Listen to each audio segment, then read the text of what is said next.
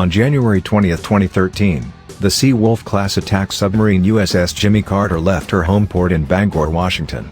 Less than 2 months later, the submarine appeared at Pearl Harbor in Hawaii for repairs.It was all quite mysterious. During her time at sea, we don't know where Jimmy Carter was or what her crew of nearly 150 were precisely doing. The Seawolf-class is one of the most secretive weapons in America's arsenal, and information about the Navy's silent service is difficult to discover, by design. This appeared in August 2017. We know Jimmy Carter was on some kind of mission, which the ship's official annual history vaguely referred to as Mission 7. Performed under a wide range of adverse and extremely stressful conditions without external support, this deployment continued USS Jimmy Carter's tradition of excellence in pursuit of vital national security goals, the history stated. In this vessel's official chronology, the mission warrants as much mention as a picnic in July and the crew's Halloween party 3 months later. But Mission 7 was enough to earn the sailors a Presidential Unit Citation, which rewards extraordinary heroism in action against an armed enemy, according to an official Navy description. As the last of the Seawolf-class attack submarines, Jimmy Carter is unique. During her construction, the Pentagon added a special 100-foot-long, 2,500-ton module called the Multi-Mission Platform. By the sailing branch's own admission, this space can accommodate undersea drones, SEALs and much more. More importantly, the hourglass-shaped section might allow specially trained teams to find and tap undersea communications lines and plant listening devices on the ocean floor. It's more than likely that the submarine is one of the Pentagon's most stealthy spies. Another clue is the Presidential Unit Citation for Mission 7. For the sailing branch, this is akin to giving the boat itself a Navy Cross, the service's second highest award. The criteria makes it clear that the mission must have been extremely difficult and hazardous. But the Secretary of the Navy's citation for the sub's 2013 performance is equally obtuse. Along with sailors from the even more obscure Detachment Undersea Research and Development, Jimmy Carter successfully completed extremely demanding and arduous independent submarine operations of vital importance to the national security of the United States, is how the memo described the operation. Both units overcame numerous obstacles to safely execute these demanding and complex tasks without incident. 2 pictures attached to the report show the ship's captain, Commander Brian Elkowitz, and other officers holding the framed citation and associated pennant. In both cases, Navy censors blacked out one individual's face, ostensibly for privacy reasons. War is Boring obtained these documents through the Freedom of Information Act. Every year, all ships, subs, squadrons of aircraft and commands on land are required to turn a historical report over to the Naval History and Heritage Command in Washington, D.C., but there's no requirement that the narrative go into any great or specific detail. And Jimmy Carter's history is more a record of the secrecy surrounding the ships than her actual activities.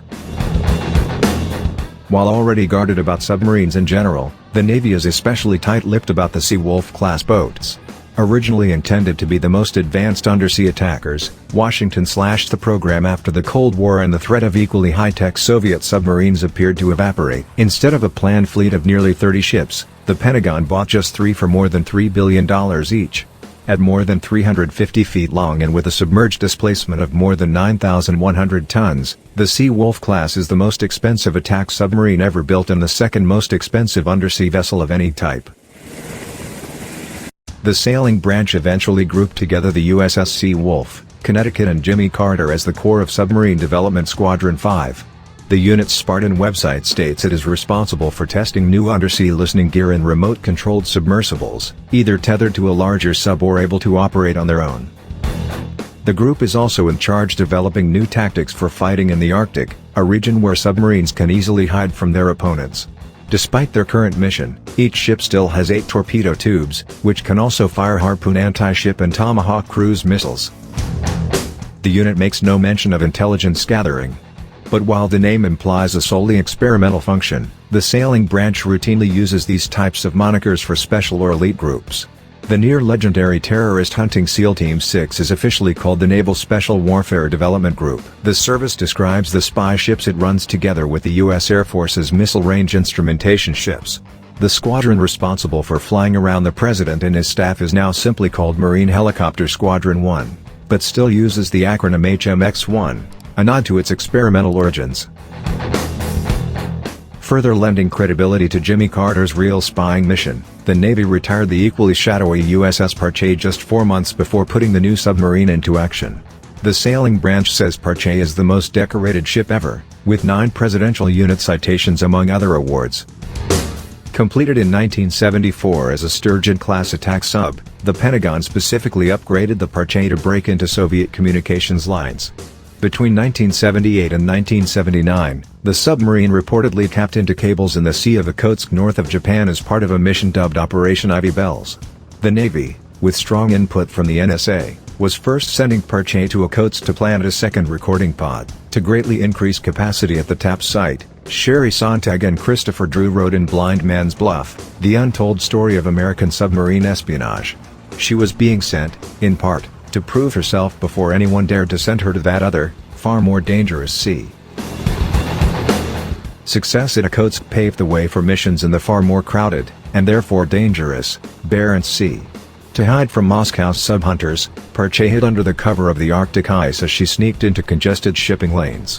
Nearly a decade later, the Navy sent Parche off for another overhaul.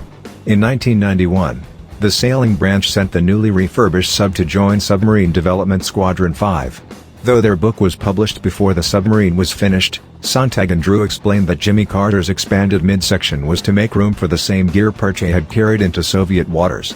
No doubt the Navy and its partners at the NSA have made improvements since then.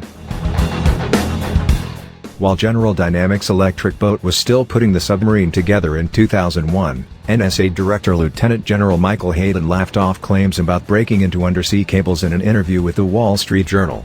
"I'm not going to sit here and dissuade you from your views," Hayden said, before refusing to comment on Jimmy Carter's mission. 2 years later, the Journal again reported that the submarine's role suggested an undersea spook, citing people knowledgeable about it.